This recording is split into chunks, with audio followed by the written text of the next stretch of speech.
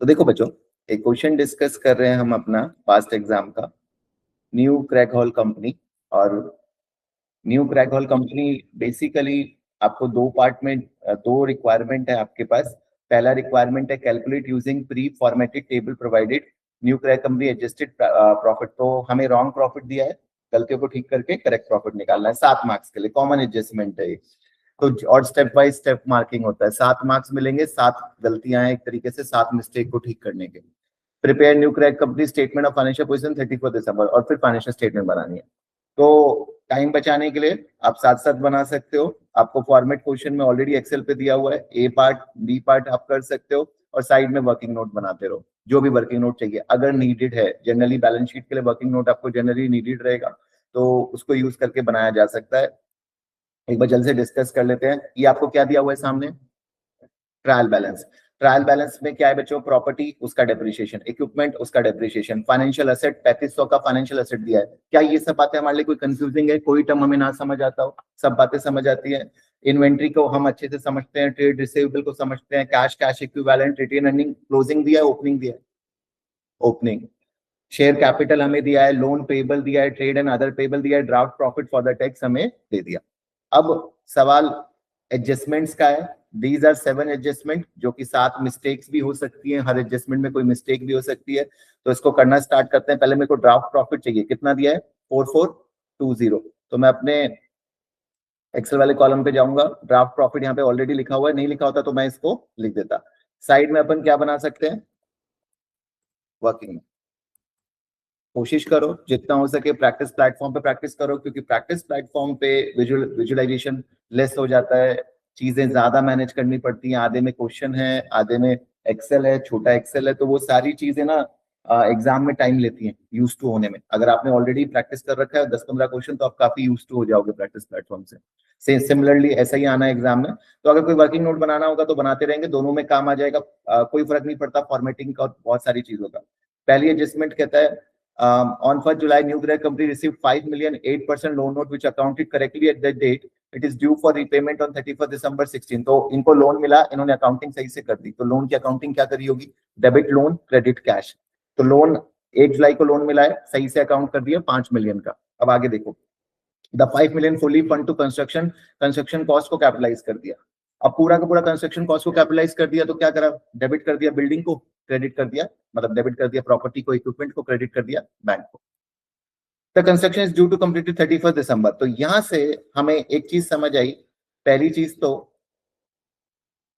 अगर अपन देखें, ये जो 5 मिलियन का जो ब्याज है वो कैपिटलाइज नहीं हुआ है।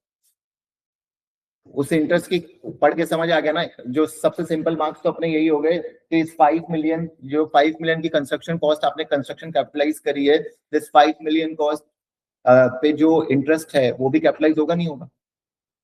स्पेसिफिकली आपने लोन किसके लिए यूज कर रहे हो, कंस्ट्रक्शन के लिए। और कंस्ट्रक्शन के लिए जब आप लोन यूज कर रहे हो, स्पेसिफिक यूज कर रहे हो, तो उसका जो इंटरेस्ट होता है वो भी क्या होता है, कैपिटलाइज होता है। तो कितना इंटरेस्ट बन गया होगा, interest on loan for construction. छोटा सा आप समझा सकते हो एग्जामिनर को। अब सर हम कैलकुलेशन क्या करें, यहीं पे कर लो इसके लिए तो कैलकुलेशन। अब इसने थाउजेंड्स में किया हुआ है, तो आप भी सारी चीज थाउजेंड्स में कर लेना। इक्वल टू 5000, क्या करो, किससे मल्टीप्लाई करो, कितना परसेंट रेट है लोन का, 8%, इंटू किया 8% मेरे दोस्त। देखो अब ये नहीं कि सर मेरे को ये सब सिखाओ स्पेसिफिक, वो तो फिर IAS 23 पढ़ो। यहाँ तो एडजस्टमेंट करनी है, नेट इम्पैक्ट की बात हो रही, पुरानी बातें नहीं हो रही। और मल्टीप्लाई किससे करोगे, कितने महीने के लिए लोन हुआ है अभी, 1 जुलाई को मिला है तो पूरा थोड़ी। तो interest on loan construction asset यहाँ पे प्लस होगा या माइनस होगा,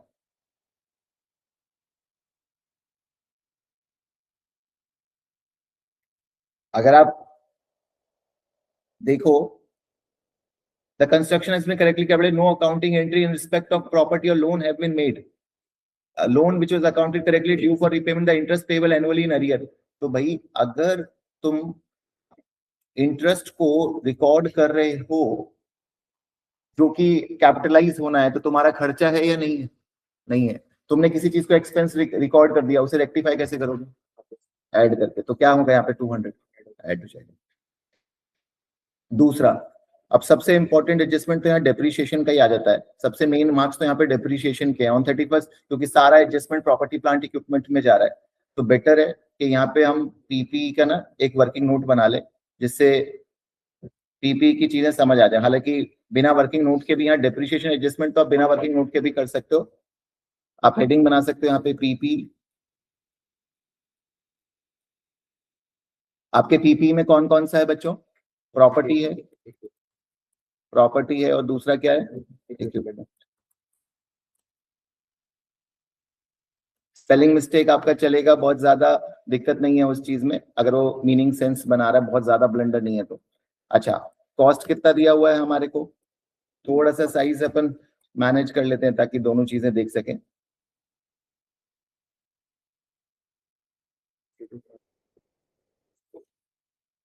कॉस्ट अपन को दिया 32,500 और दूसरा 200। इसमें से एक्यूमुलेटेड डेप्रिसिएशन दोनों का हमारे को दे ही रखा है। कितना एक्यूमुलेटेड डेप्रिसिएशन है? माइनस में लिख लेते हैं 9200, और दूसरे का -8420। तो आपका बैलेंसिंग फिगर आ गया।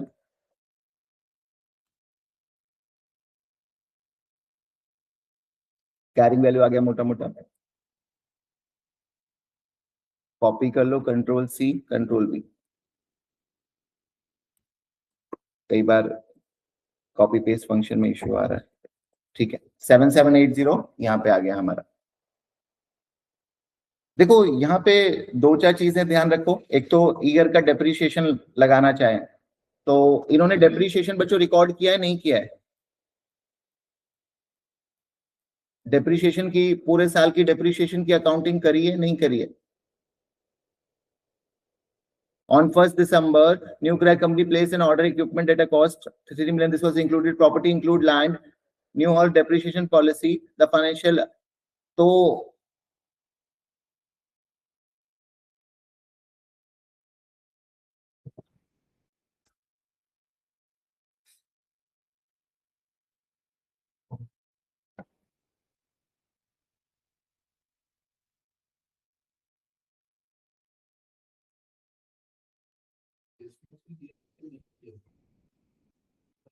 the financial assets are 3% bond that were acquired 3.5 million first Jan. नहीं नहीं नहीं, ऐसे एज्यूम नहीं कर सकते कि इसके अंदर दिया है इसलिए हम डेप्रीशिएशन का एडजस्टमेंट नहीं किया होगा। स्पेसिफिकली अगर आप देखो तो डेप्रीशिएशन जो हमारे प्रॉपर्टी प्लांट इक्विपमेंट दिया हुआ है वो कौन सा दिया हुआ है? ओपनिंग दिया हुआ है। तो प्रॉपर्टी प्लांट इक्विपमेंट ओपनिंग दिया है तो क्लोजिंग बैलेंस नहीं है अभी हमारे पास। क्लोजिंग का मतलब हमें ईयरली डेप्रीशिएशन अभी लगाना। इंश्योर करके एक बार चीजों को डिटेल से रीड करके करो, ऐसे रट्टाबाजी मत बनाओ, क्योंकि हर क्वेश्चन में डिफरेंट डिफरेंट ट्रीटमेंट होगा। हर लैंग्वेज को आपको एक बार पढ़ लेना है, फिर भी डिटेल में जल्दबाजी नहीं करनी है। ठीक है, तो डेप्रीसिएशन अगर हम निकालें, डेप्रीसिएशन ऑन प्रॉपर्टी, चलो बताओ क्या कैसे निकालें, क्या क्या एडजस्टमेंट होंगी डेप्रीसिएशन ऑन प्रॉपर्टी निकालने में? क्योंकि डेप्रीसिएशन यहाँ पे लगाया नहीं है और डेप्रीसिएशन को हमें यहाँ पे इनकॉर्पोरेट करना है। तो प्रॉपर्टी प्लांट इक्विपमेंट कितना है? कॉस्ट है कितना है? 20 से डिवाइड करके निकालना है। तो सीधा क्या मैं 32,500 को 20 से डिवाइड कर दूं? नहीं कर सकता। क्या क्या एडजस्टमेंट करना पड़ेगा? 32,500 में पहली एडजस्टमेंट तो इन्होंने क्या है बताया हमें, 12 मिलियन का लैंड है, तो 12,000 का तो लैंड हटाना पड़ेगा। ठीक है, और क्या है ब्रैकेट में डाल देते हैं इसको, जो नेट फिगर आएगी उसको डिवाइड कर देंगे, दिस वन। और कुछ रिमूव होना है? 5 मिलियन का कंस्ट्रक्शन के लिए लोन कंस्ट्रक्शन बिल्डिंग में हमने डाल दिया, वर्क इन प्रोग्रेस। तो क्या इस पे डेप्रिसिएशन अभी लगेगा या कंप्लीट होने के बाद लगेगा? तो कंप्लीट होने के बाद। तो ये 5,000 ये भी हट जाएगा। रेडी टू यूज नहीं है, डिवाइड बाय 20 होगा। ये आ गया 775। अच्छा, ये डेप्रिसिएशन प्लस होगा या माइनस होगा? माइनस होगा। तो साथ साथ आप साइन लगाते रखो। और यहाँ पे क्या कर रहा हूँ देखो, मैं लिंक भी कर रहा हूँ अपने वर्किंग नोट के साथ, क्योंकि मुझे तो ये डेप्रिसिएशन चाहिए ना, ईयर का डेप्रिसिएशन 775 का मैंने यहाँ पे डेप्रिसिएशन में लगा दिया। एक और चीज भी लिंक कर देता हूँ, क्या जो मेरे को इंटरेस्ट है वो कैपिटलाइज होगा यहाँ पे? तो मैं इंटरेस्ट को भी यहाँ कैपिटलाइज कर देता हूँ। दोस्तों को लिंकेज कैसे करते हैं ये मैंने लिंक कर दिया। ये मेरे बैलेंस शीट का नोट बनता जा रहा है साइड पे से। आती है बात समझ? अगले पे चलते हैं, डेप्रिसिएशन ऑन इक्विपमेंट। इसका बताओ ये कैसे निकलेगा?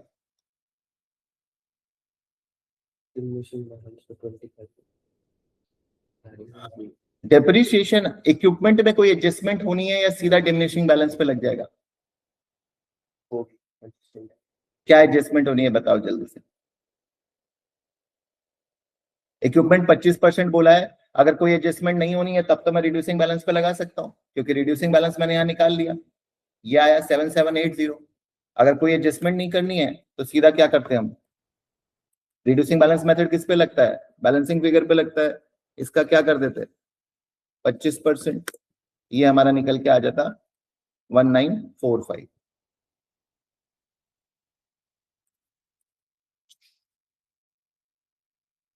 राइट टू यूज असेट को अलग से ट्रीट करेंगे, प्रॉपर्टी और इक्विपमेंट को भी ट्रीट कर रहे हैं। तो आप देखो तो इन्होंने 3 million on 31 placed an order, यहां से पढ़ो, देखो यहाँ पे एक इक्विपमेंट में एडजस्टमेंट हुई है। इन्होंने new 1 December new crack company place N order for equipment at a cost of 3 million, the cost was included with in equipment and trade payable, the equipment received 6 January. Equipment receive कब हुआ है? 6 जनवरी को। तो क्या year and पे इसे अपना equipment माना जा सकता है? नहीं माना जा सकता। तो इसका तो डेप्रिसिएशन पे कोई इंपैक्ट आया नहीं होगा, क्योंकि ये तो 31 दिसंबर को आया, तो वैसे ही हमारी डेप्रिसिएशन, तो इसको बट हाँ हमें रिमूव करना पड़ेगा।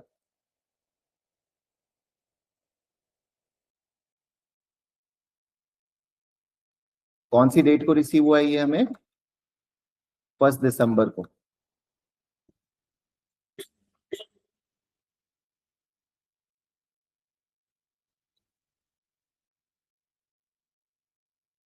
देखो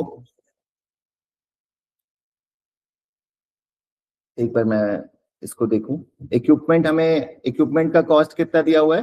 16,200। अच्छा ध्यान रखना, ये जो इक्विपमेंट का कॉस्ट दिया हुआ है 16,200, डेप्रिसिएशन हमें ओपनिंग दिया हुआ है, इक्विपमेंट तो हमें 16,200 कॉस्ट पे दिया हुआ है, तो इस 16,200 में वो 3,000 इंक्लूड होगा या नहीं होगा? इंक्लूडेड होगा। तो यहाँ पे जब हमने वो निकाला डेप्रिसिएशन तो गलती करी, तो इसको भी हटाना पड़ेगा हमें, हटा देते हैं, कोई दिक्कत नहीं है। मैं यहाँ पे कैलकुलेशन ही करके दिखाता हूँ, ब्रैकेट ओपन, 16,200, 16,200 में से आप क्या हटाओगे? एक्यूमुलेटेड डेप्रिसिएशन हटा दोगे, 8420 का एक्यूमुलेटेड डेप्रिसिएशन हटेगा, और क्या हटेगा? 3,000 का फेक इक्विपमेंट, जो इक्विपमेंट अभी बुक्स में एग्जिस्ट ही नहीं करता, क्योंकि 16,200 क्लोजिंग फिगर है, सारे इक्विपमेंट इसमें इंक्लूडेड है। अगर हम इसे ओपनिंग मान लेते तब गड़बड़ हो जाती, जो कि इनिशियली हम मान रहे थे। इसको मैंने ब्रैकेट क्लोज किया, ये मेरा करेक्ट डेप्रिसिएशन निकल के आ गया 1195। अब इसको मैं यहाँ पे लिंक कर दूंगा,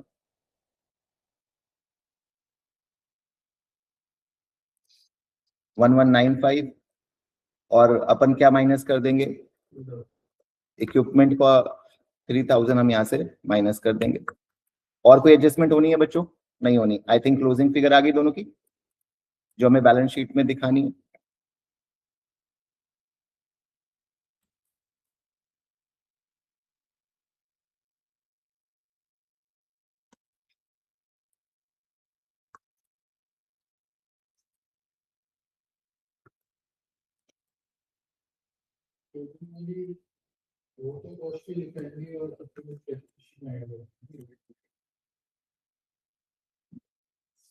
क्लोजिंग में एक्यूमुलेटेड डेप्रिसिएशन को अलग से दिखा सकते हो या माइनस करके दिखा सकते हो, नेट करके, दोनों चीज।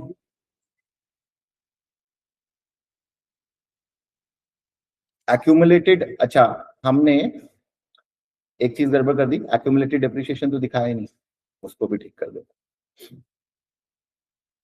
हमने तो सीधा सीधा सिर्फ करंट ईयर का डेप्रिसिएशन डाल दिया, ठीक है, -8420 यहाँ भी दिखाएंगे।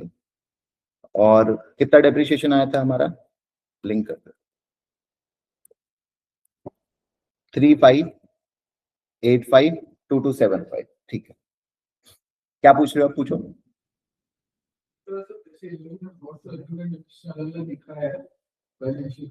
हाँ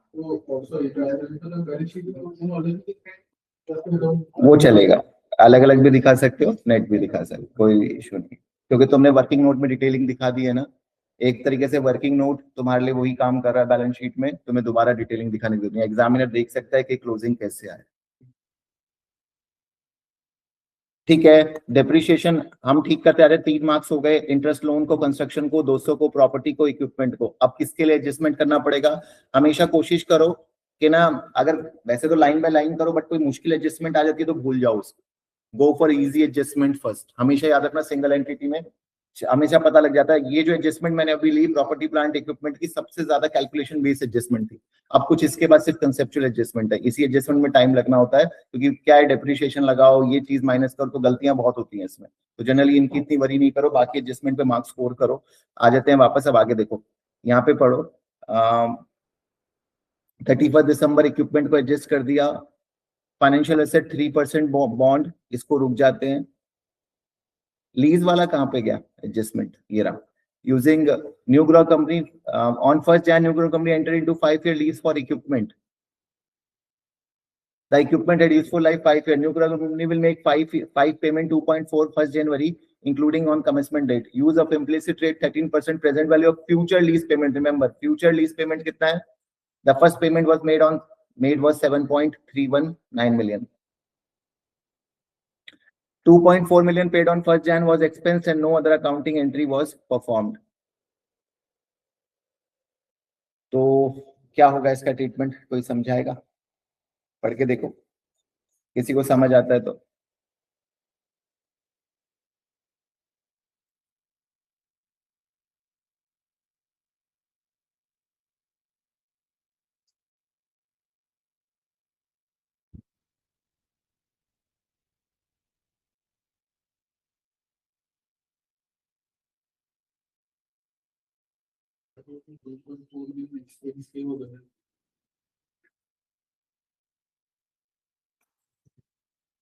इन्होंने तो अकाउंटिंग की गलत कर दी। क्या गलती करी है इन्होंने? तो लीज को रेंट कितना ट्रीट कर दिया, राइट टू यूज रिकॉर्ड ही नहीं करा। इन्होंने तो 2.4 मिलियन की रेंट पे करी, उसकी एंट्री कर दी डेबिट रेंट क्रेडिट कैश, तो इसका तो पीएनएल में भी इंपैक्ट होगा।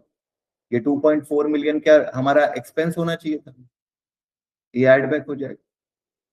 आपने 2.4 मिलियन को एक्सपेंस मान लिया, एक्सपेंस क्या होना चाहिए था? इंटरेस्ट होना चाहिए था, इफेक्टिव रेट पे जो इंटरेस्ट आता दैट शुड बी एक्सपेंस। उसके अलावा तो बाकी तो राइट टू यूज बनना चाहिए था। तो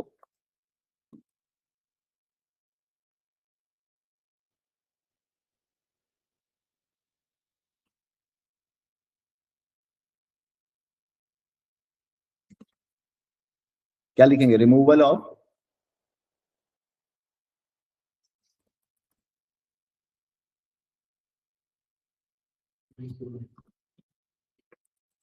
लीज पेमेंट लिख लो, रिमूवल ऑफ लीज पेमेंट। कितना अमाउंट है? -2400, सॉरी माइनस नहीं, ऑलरेडी इन्होंने तो एक्सपेंस दिखा रखा है, हमें तो बढ़ाना है, 2400 प्लस कर देंगे। एक एक इसका भी नोट बना लो, RTU, तो present value of future lease payments कितना बताया? तो कितना हो गया ये? 7139। दूसरा क्या है इसमें? लीज पेमेंट जो हमने करी है फर्स्ट ईयर की एडवांस में, जो हमारी फर्स्ट पेमेंट है, इसको भी बच्चों वी विल इंक्लूड। कितना अमाउंट आ गया? 2400। तो टोटल मेरा RTU कितने का है? 7139। और ये इस पे डेप्रिसिएशन कितना लग जाएगा? डेप्रिसिएशन लगेगा this divide by 5, this will be my depreciation. मेरा क्लोजिंग बैलेंस निकल के आ जाएगा दिस वन, 7631। करेक्ट है?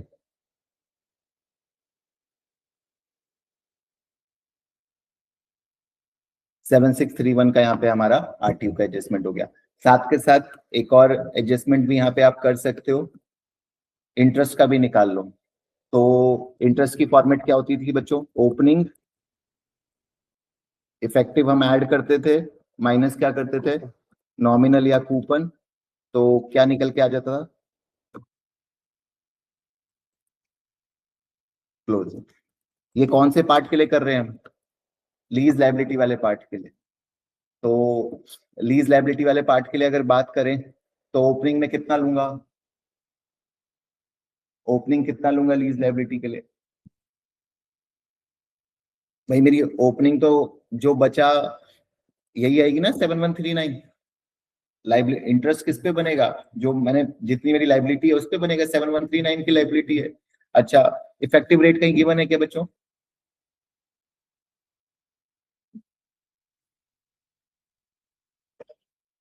इन्होंने नंबरिंग गलत कर रखी है, यहां से पढ़ना, ये वाली एडजस्टमेंट है। इम्प्लिसिट रेट कितना है? 13%।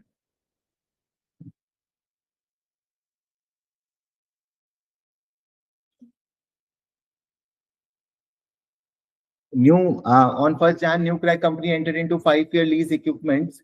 The equipment has a useful life of 5 years and using implicit rate of 13%. तो ठीक है, 13% हमारा इफेक्टिव रेट हो गया। इसका कितना परसेंट आ जाएगा? 13%, 928। और पेमेंट्स होती हैं जनरली यहाँ पे जो माइनस होती हैं, तो पेमेंट तो हमने ऑलरेडी एडवांस में कर दिया, कोई पेमेंट का तो चक्कर है ही नहीं, जीरो आ जाएगा। क्लोजिंग कितना हो गया बच्चों? 10 प्लस, ठीक है, ये हमारी लीज पेबल हो गई। इसका करंट और नॉन करंट का बाइफरकेशन भी अभी बता दो, कितना करंट कितना नॉन करंट?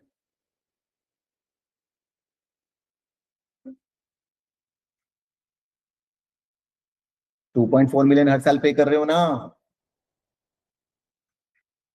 तो जितनी अगले साल पे होगी वो हमारे लिए वो करंट लायबिलिटी हो गई 2.4, क्योंकि ये एडवांस का केस है। एडवांस के केस में जितनी पेमेंट हो रही होती है वही हो जाती है, तो इसमें हमें कोई चक्कर ही नहीं है। तो अगर यहीं पे हमें देखना है करंट लायबिलिटी भी मैं यहाँ पे लिख देता हूँ, 2400 की करंट लायबिलिटी हो गई। भाई ये सब मार्क्स दिलाएंगे ना चीजें। नॉन करंट लायबिलिटी कितना हो गया? 10 माइनस,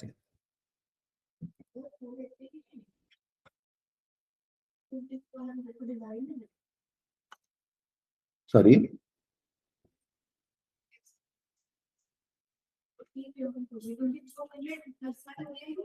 हर साल हो रही है 2400 साल, ठीक है। करंट लायबिलिटी नॉन कर, कहीं भी यहाँ पे दिक्कत आ रही है तो मुझसे पूछते चलना, ठीक है। यहाँ तक ओके हो ना? मैं साथ साथ ही कर रहा हूँ सारी एडजस्टमेंट जो मुझे चाहिए, क्योंकि ये मुझे बैलेंस शीट की भी चाहिए होंगी, बैलेंस शीट की भी साथ साथ कर लेते हैं। अच्छा, यहाँ पे कुछ आया इन सारी बातों का एडजस्टमेंट? जल्दी से बता दो। रिलीज पेमेंट आपने रिमूव करा दिया, और कुछ यहाँ पे मैं मिस कर रहा हूँ या चलूँ आगे? हाँ, सोचना पड़ेगा ना भाई तुम लोगों को, तुम्हें करना है क्वेश्चन, मुझे नहीं।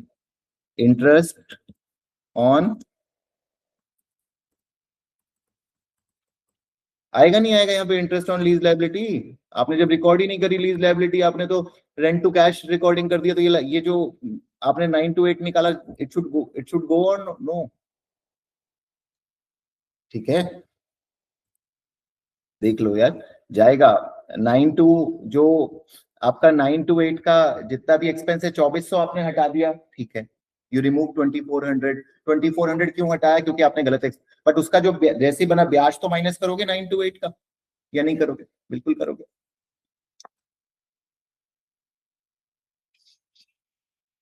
और देखते हैं, और एडजस्टमेंट कुछ है क्या यहाँ पे? फाइनेंशियल एसेट की एडजस्टमेंट अब बता दो जल्दी से, चलो ये वाली एडजस्ट। हाँ, डेप्रिसिएशन, हाँ, वेरी गुड, गुड। ये ऐसे याद रखना है बच्चों, छोटी छोटी चीजें इतनी सारी है ना। डेप्रिसिएशन ऑफ आरटीयू निकाला था ना, ये भी शायद हमने, कहाँ गया ये? 1907 का हमारा आरटीयू का डेप्रिसिएशन, वेरी गुड बच्चा। और बताओ, अब आगे बताओ, चलो फाइनेंशियल एसेट की एडजस्टमेंट कर दो जल्दी से, पढ़ो।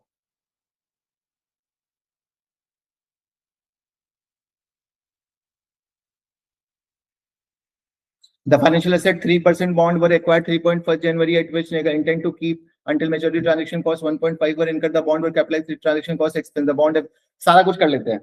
एक काम करते हैं, वर्किंग नोट बनाते हैं, ये सारी टेंशन ही खत्म हो जाएगी, क्योंकि हमें तो ट्रीटमेंट आती है ना फाइनेंशियल एसेट को कैसे मेजर किया जाता है। तो मेरे वर्किंग नोट में ही मैं फाइनेंशियल एसेट को मेजर कर देता हूँ। क्या चीज का फाइनेंशियल एसेट है बच्चों हमारे पास? ये बॉन्ड है। मैं लिख लेता हूँ बॉन्ड फाइनेंशियल एसेट। और मेजर किस पे किया है? ये होना किस पे मेजर चाहिए बच्चों? ये हेल्ड टिल मैच्योरिटी है, अमोर्टाइज्ड। क्या इतना नॉलेज सबको है? ठीक, अब आगे देखते हैं। ओपनिंग लिखते हैं, तो ओपनिंग कितना आएगा? जल्दी से फिगर बताते जाओ भाई। The bond acquired 3.5 million plus transaction cost कितना लगा है? Transaction cost 0.5। गलत कर दिया ना? एक्सपेंस करना था, नहीं करना था? नहीं करना था। तो मेरे लिए ओपनिंग कितना होगा सही? 4000। वो तो ठीक है, एक चीज अभी समझो, अभी लिख देना, कोई बात नहीं। एक्सपर्ट बच्चे सारी चीजें एक साथ कर देना, कोई दिक्कत नहीं है, अभी धीरे धीरे चलो। तो अपन अगर बात करें, चेक कर लो, 3500 में 500 ऐड करेंगे ना? अच्छा ठीक है सर, 3500 में 500 आपने ऐड कर दिया, इसके बाद ऐड क्या करते हैं? Effective interest. इफेक्टिव बताना कितना है बच्चा? वही सेम लीज लायबिलिटी वाला, बस वहां पेमेंट है नॉमिनल। कितना? क्योंकि मैं ये पूरी इसलिए बना रहा हूँ क्योंकि ये भी तो काम आएगा मेरे पीएनएल में। यहाँ भी गलती करी है 7%। उसके बाद कूपन वाला माइनस, नॉमिनल या कूपन वाला माइनस कर देंगे। कितना है? 3%। नहीं मतलब मेरे को तो शायद दिया ही हुआ उन्होंने, कैलकुलेट करके खुद से क्यों निकाल 10। ठीक है, तो क्लोजिंग कितना आ गया?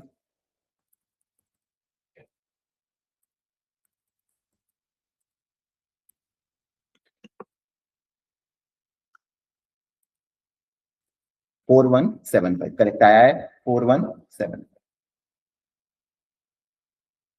समझ के चलना, स्लो स्लो। ये सारी चीजें ऑलरेडी आप बहुत, इनके बड़े बड़े, ये तो बहुत सिंपल एडजस्टमेंट है, अगर 2 मार्क्स के लिए आए तो। You are right now getting confuse, क्योंकि इसमें कई सारी चीजें करनी है, बार बार मन में आ रहा है सर पीएनएल में भी पोस्ट कर लो, भूल जाएंगे भूल जाएंगे। तो वो जरूरी है ये चीजें कि आप इसकी प्रैक्टिस करो। देखो, तो क्या क्या होना है बता दो यहाँ पे, मैं भूल गया हूँ। एक तो ट्रांजेक्शन कॉस्ट रॉन्गली, अभी मैं स्पेलिंग मिस्टेक पे बहुत ज्यादा ध्यान नहीं दे रहा हूँ। रॉन्गली एक्सपेंस्ड कितना अमाउंट है? 500। तो प्लस होगा माइनस होगा? प्लस हो जाएगा। दूसरा, अच्छा इंटरेस्ट का बताओ क्या करेंगे ट्रीटमेंट? इफेक्टिव वाला तो इन्होंने डाला है क्या 105 पीएनएल में? इनकम दिखाई है? नहीं, received annual income of 1 lakh recognised as income, तो गलत दिखा दी।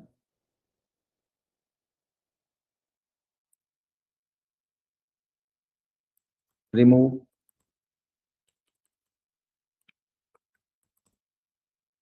Interest income recorded at nominal rate. कैसे रिमूव होगी? प्लस या माइनस? रिकॉर्ड कौन सी होनी चाहिए? Record interest income at effective rate.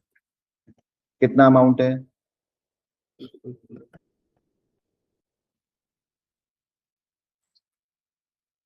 ये फायदा है, आपने सारा कैलकुलेट किया हुआ है, बस आपको यहाँ पे एडजस्ट करते हैं। 280 का ठीक कर रहे हैं ना?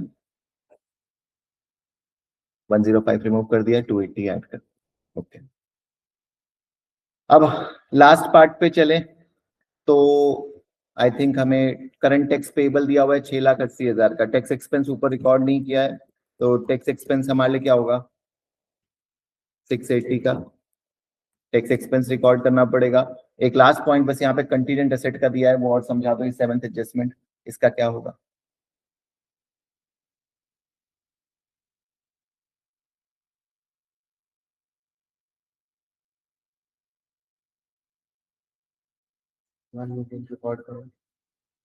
कंटीजेंट एसेट रिकॉर्ड करेंगे, कोर्ट ने रूल दे दिया है, तुम्हें ईयर एंड से पहले पता लग गया है, वर्चुअल सर्टेनिटी हो गई है, 95% से ज्यादा चांस हो गया। कोर्ट का ऑर्डर तो एक तरीके से वर्चुअल सर्टेन है, तो एंट्री क्या होगी? डेबिट पीएनएल होगा, आप सॉरी क्रेडिट पीएनएल होगा, डेबिट एसेट होगा। कितने से होगा?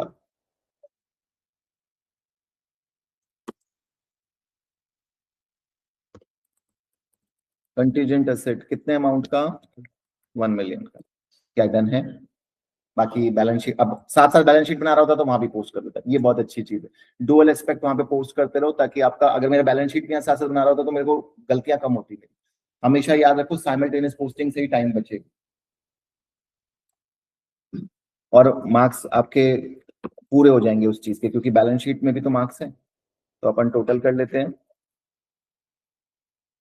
होपफुली मैच कर जाए। तो मैच तो हमारा नहीं कर रहा है। 4420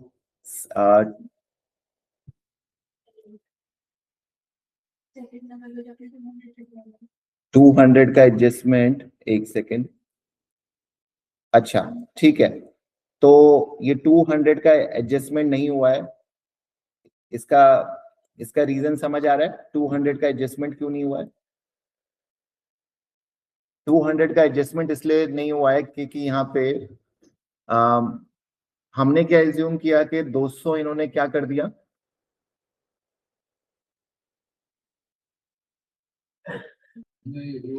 एक्सपेंस मान लिया, एक्सपेंस कर दिया। इन्होंने कुछ भी नहीं किया है। एक बार फिर से पढ़ लेते हैं, शायद हमने रीडिंग मिस्टेक किया है, इसलिए क्वेश्चन को एक बार टाइमली पढ़ लेना चाहिए। On 1st Jan you will receive 5 million 8% loan which was accounted correctly at that date. It is due for repayment on 31st December 16. Interest is payable annually. The 5 million used fund new building, the construction cost is correctly capitalized. दो चीज करी है, but no other accounting entry respect of, अच्छा, property और loan, sorry बच्चों, loan के लिए भी बोल दिया, सिर्फ प्रॉपर्टी के लिए। अगर प्रॉपर्टी और लोन ना, प्रॉपर्टी के रिस्पेक्ट में कोई और एंट्री हुई है ना लोन, तो मतलब इन्होंने इंटरेस्ट को भी रिकॉर्ड ही नहीं किया, तो अच्छा ही है। रिकॉर्ड ही नहीं किया तो आप फिर ठीक क्या करोगे, सीधा सीधा बैलेंस शीट में कैपिटलाइज करोगे, यहाँ दिखाओगे। तो छोटा सा मैं प्रॉपर्टी के साथ और लोन लगा दिया, और तो इसलिए मैं आपको पहले भी समझाता कि ना, खुद से एज्यूम मत करो कि सर एडजस्टमेंट में दिया है तो नहीं हुआ होगा। क्वेश्चन में अगर क्लियरली लिखा है तभी नहीं मानना, वरना हो रखा है कोई चीज तो अकॉर्डिंगली ट्रीट करना है। ठीक है, तो मेनली हमारा फिर बैलेंस शीट बनाने वाला पार्ट रह गया था, है ना। बैलेंस शीट भी कर लेते हैं, 13 marks. Now this part will not take much time, क्योंकि हमने काफी सारी वर्किंग कर ली है। आप यहाँ पे पूरा लिख देना, एग्जामिनर को बता देना, statement of financial position for the year, sorry, as at, for the year नहीं बनती है, 31st दिसंबर।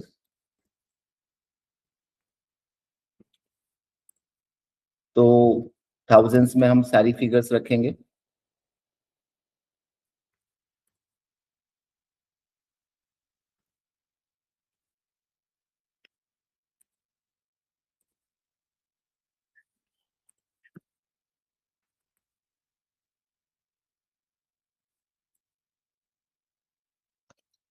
सबसे पहले स्टार्ट करें तो नॉन करेंट एसेट ही आता है, ठीक है।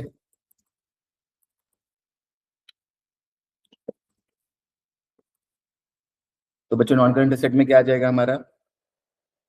प्रॉपर्टी,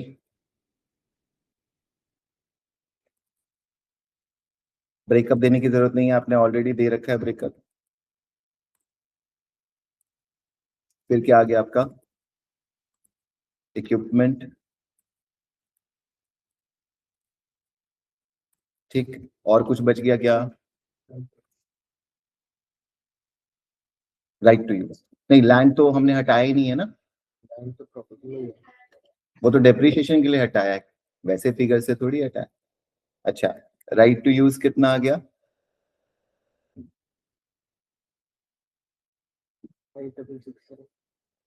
हाँ,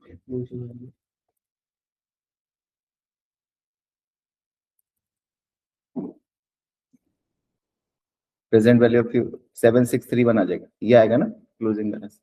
हमने डेप्रिसिएशन हटा के आप दिखाओगे 7631।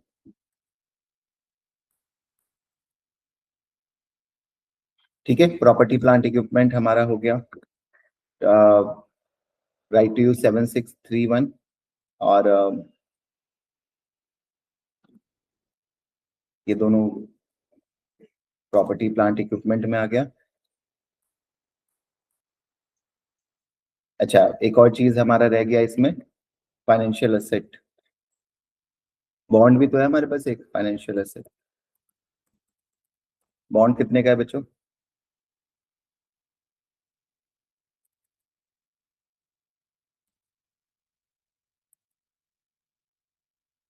ये रहा बॉन्ड का 417। ये क्लोजिंग बॉन्ड का हम दिखा देंगे, टोटल करके यहाँ पे दिखा सकते हो, बट टोटल करने का कोई जरूरत नहीं होता, कोई स्पेसिफिक मार्क्स नहीं होता इन टोटलिंग का। अभी जितने भी मैं पोस्टिंग कर रहा हूँ ना, इन सब के मेरे सेपरेट मार्क्स हैं हर पोस्टिंग के।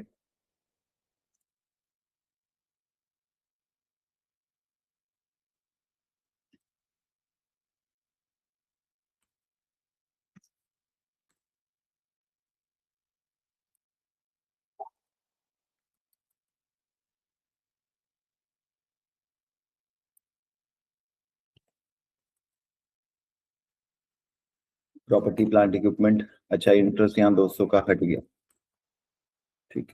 एक्सेल में ये बहुत अच्छी बात है कि आप एक जगह चेंज करो, बाकी इम्पैक्ट अपने आप ठीक हो जाता है। तो ये हमारा आ गया टोटल 3186, ठीक है। अब नेक्स्ट बना लोगे करंट एसेट, हेडिंग डालो करंट एसेट। करंट एसेट में आपको पता ही है जो जो आइटम्स आने हैं, कोई खास इम्पैक्ट है नहीं। इन्वेंट्री से रिलेटेड कोई चेंजेस है क्या? नहीं है, तो इन्वेंट्री कितनी लिख देंगे, सीधा सीधा कितनी है, 4640। जितनी इन्वेंट्री दी हुई है टोटल टाइप कर दी, दिस इज इन्वेंट्री। इन्वेंट्री के बाद क्या डाल दोगे, रिसीवेबल्स। तो रिसीवेबल्स आ गया, रिसीवेबल में भी कोई चेंज आएगा क्या बच्चों?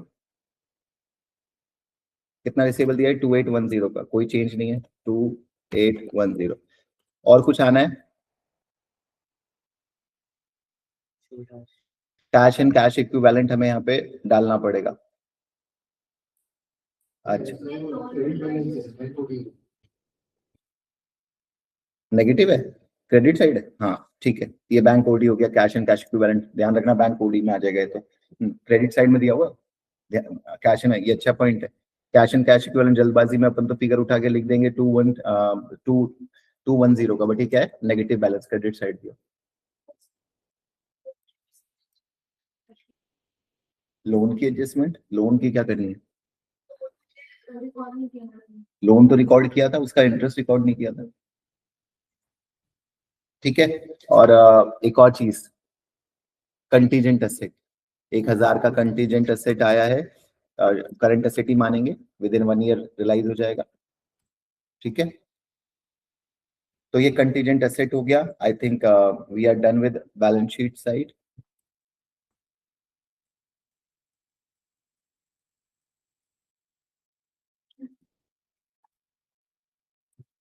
ये हमारा बैलेंस शीट का टोटल हो गया 46566। क्या टोटलिंग के कोई मार्क्स है? कुछ भी नहीं, आप टोटलिंग को लेके वरी नहीं करना, टोटल करो ही। ये हमारा टोटल आ गया। अब 12th में तो प्रेशर होता है, आपको टोटल मैच करना चाहिए, मैच हो रहा नहीं हो रहा, यहाँ पे कोई प्रेशर नहीं है। अब इसके बाद आप अगले सेगमेंट पे आ जाओ अपने, इक्विटी एंड लायबिलिटीज। तो इक्विटी में सबसे पहले क्या आ जाएगी, शेयर कैपिटल। बताओ शेयर कैपिटल कितना है, गिवन है क्या? हाँ, कितना गिवन है, 14,000। 14,000 का शेयर कैपिटल आ जाएगा। शेयर प्रीमियम भी क्वेश्चन में गिवन है कुछ?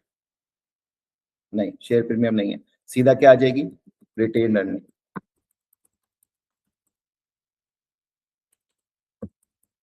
अच्छा, रिटेन अर्निंग कितनी गिवन है बच्चों? रिटेन अर्निंग अपन को गिवन है 12620, बट यहाँ पे एक कैच है, बताओ क्या चीज ध्यान रखनी है? 1260, सॉरी 12620। बट रिटेन अर्निंग में ध्यान रखो, आपने अपने प्रॉफिट को एडजस्ट करा है, तो ये रिटेन अर्निंग आपकी कौन सी दी हुई है, क्लोजिंग या ओपनिंग? ओपनिंग। आपका एडजस्टेड प्रॉफिट कितना आया है, कहाँ गया, प्लस, चलो ऐसा करते हैं, वहीं से रेफरेंस कर देते हैं, ठीक हो गया। अपन ने रिटेन अर्निंग में अपने प्रॉफिट को एडजस्ट कर दिया, 15629 हो गया। इसके अलावा और कुछ आएगा क्या इक्विटी में? Convertible debenture, irredeemable preference share, कुछ भी नहीं दिया। नॉन करंट लायबिलिटी,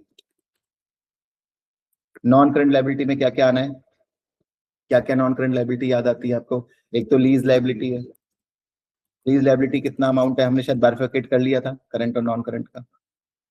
कहाँ गया कहाँ गया, ये हमारा नॉन करंट का हो गया। और क्या आएगा,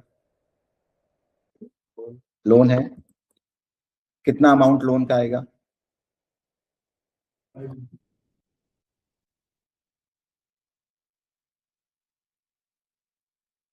लोन पेबल 5000 दिया हुआ। ठीक है, सही आ गया। लीज लायबिलिटी 567 की और लोन पेबल। अब आ जाते हैं आगे, लास्टली हमारा करंट लायबिलिटी। तो करंट लायबिलिटी में क्या था, पेबल है, ट्रेड पेबल है, कितना अमाउंट आ जाएगा पेबल में, ध्यान रखो। पेबल आपको दिया है, ट्रेड पेबल कितना दिया हुआ है, 5780। 5780 में से क्या हटा दोगे, 3000 हटा दोगे। तो ये मैं 3000 क्यों हटा रहा हूँ 5780 में से, 2780। और क्या आएगा, लीज लायबिलिटी। करंट में लीज लायबिलिटी दोबारा आएगी सर, कितनी आ जाएगी, रेफरेंस कर, चलो पता ही है तो लिख।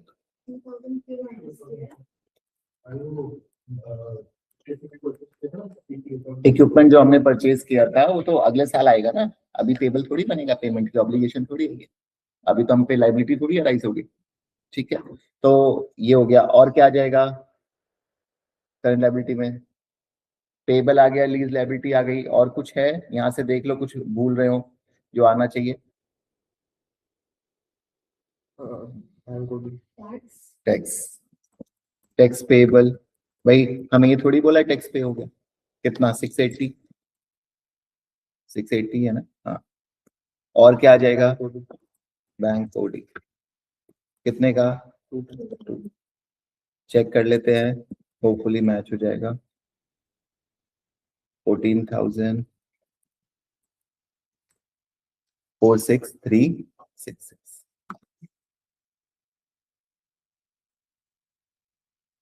मैच हमारा नहीं है, देख लेते हैं क्या गलती हुई है। तो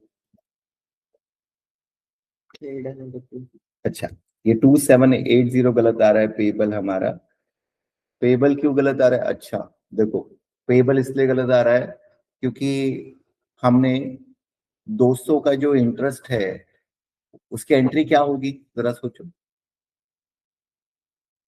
जो 200 का, देखो छोटे छोटे आधे मार्क्स कट जाएंगे इसके भी, 200 का जो ब्याज है उसकी एंट्री क्या होगी, कैपिटलाइज कर रहे हैं, एंट्री सोचो बताओ मुझे।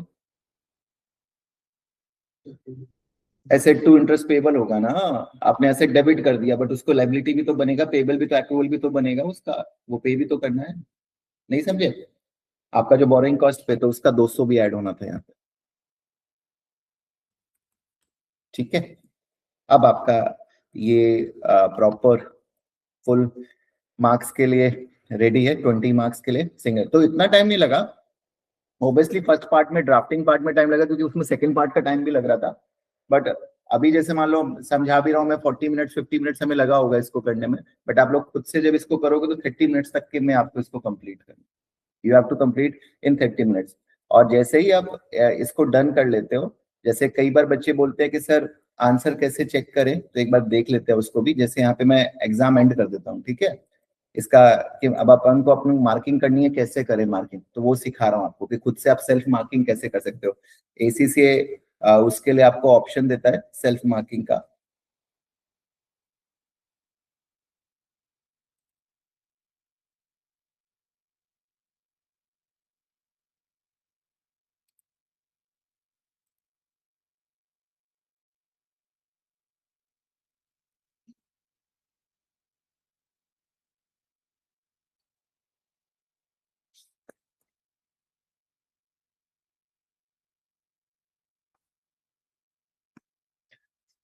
ठीक है, लॉग आउट ही करा कर दिया मैंने।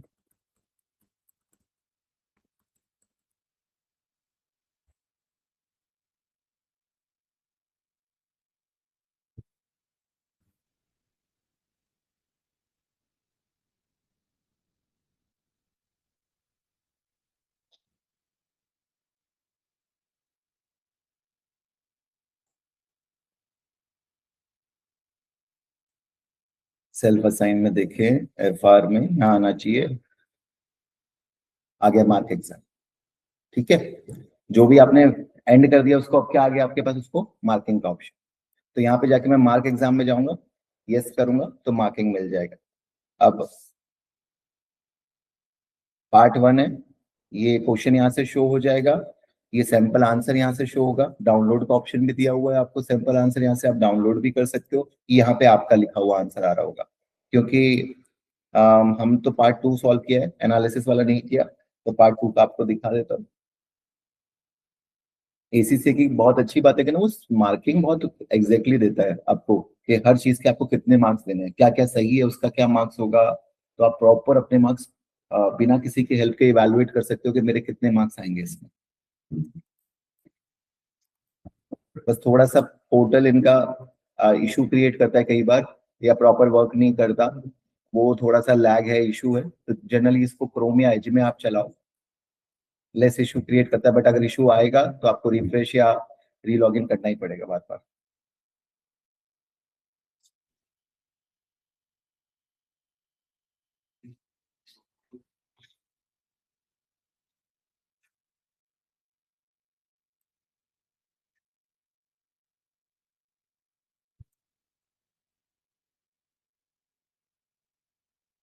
जो क्वेश्चन सॉल्व किया वही नहीं शो कर रहा, फिर भी यहाँ पे क्वेश्चन 1 से आपको बता ही रहा हूँ, इस तरीके से आपके पास सैंपल आंसर होता है, और ये छोटे छोटे साइड में एरो छुपे से होते हैं, इससे आपको ये आंसर का पार्ट है इस तरह से ओपन हो जाता है, ध्यान रखना। ये प्रॉपर आंसर यहाँ पे आपको दिया हुआ है।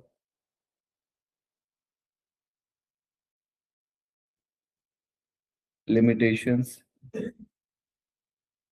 ये हमारा वाला न्यू क्रैक हॉल कंपनी का भी आंसर यहाँ पे इस तरीके से आ गया आपका।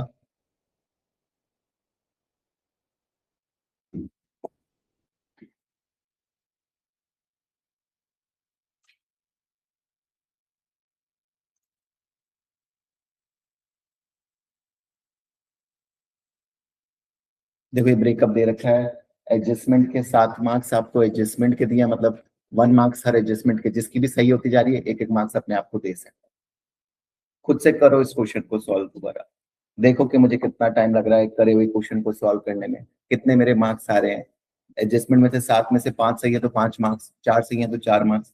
जनरली गलती ना मिस आउट होने में होगी, चीजें मिस होंगी इसमें। और फिर आपका असेट और इक्विटी में भी आपको बांटा हुआ है। असेट के अंदर 13 मार्क्स, जो असेट के 13 मार्क्स हैं उसमें इक्विटी और लाइबिलिटी में 7.5 और 5.5 का ब्रेकअप है। असेट साइड ज्यादा वेटेज है क्योंकि असेट में ज्यादा एडजस्टमेंट है मोस्टली। और मालूम है कॉपी पेस्ट के भी मार्क्स होते हैं, आपको आधा मार्क्स शेयर कैपिटल लिखने का भी मिलता है एग्जाम में। सोचो कितने ज्यादा आपको पास करवाना चाहते हैं उन बच्चे के, जो बच्चा पूरा छोड़ के आ जाता है, सिंगल एंटिटी बहुत टफ है या टाइम नहीं मिल पाया सर मैं तो इक्टी का ही करके आया, वो 2 मार्क्स से जब फेल हो रहा होगा तो ये चीजें बचा सकती है कि एटलीस्ट आप पोस्टिंग तो कर दो। बहुत कुछ एडजस्टमेंट नहीं कर पा रहे, शेयर कैपिटल को लिखा हो, जो जो चीजें ऑब्वियस है सेम टू सेम है उसी को पूरा दोबारा लिखा हो, उनके भी मार्क्स है। तो वो चीजें ये सारी आपको ध्यान रखनी है। And like this kindly practice single entity, ठीक है। बट ध्यान रखो सिंगल एंटिटी के लिए स्पेसिफिकली और किसी टॉपिक के लिए इतना इंपॉर्टेंट नहीं है, nor consolidation nor ratio, but single entity के लिए बहुत इंपॉर्टेंट है कि आप प्रैक्टिस प्लेटफॉर्म पे इसकी प्रैक्टिस करो। और सिंगल एंटिटी एक ऐसा टॉपिक है जो पुराने सारे टॉपिक रिवाइज करवा देता है। अभी जैसे इस टॉपिक में हमें प्रॉपर्टी प्लांट इक्विपमेंट के डेप्रिसिएशन के पॉइंट यूज हो गए, बोरोइंग कॉस्ट याद आ गया कि बोरोइंग कॉस्ट में डेप्रिसिएशन नहीं लगेगा क्योंकि अभी रेडी फॉर यूज नहीं है, इंटरेस्ट को कैपिटलाइज करना पड़ेगा, फाइनेंशियल इंस्ट्रूमेंट के पॉइंट याद आ गए। तो पुराने पॉइंट्स आपके ऑटोमेटिकली इस टॉपिक से रिवाइज होते हैं। तो किसी को अगर सारे अकाउंटिंग स्टैंडर्ड रिवाइज करने हैं तो ये वाला टॉपिक करे सॉल्व अपने आप, पुराने उसको पता लग जाएगा कि मेरे को पुराने अकाउंटिंग स्टैंडर्ड आते हैं या नहीं आते हैं।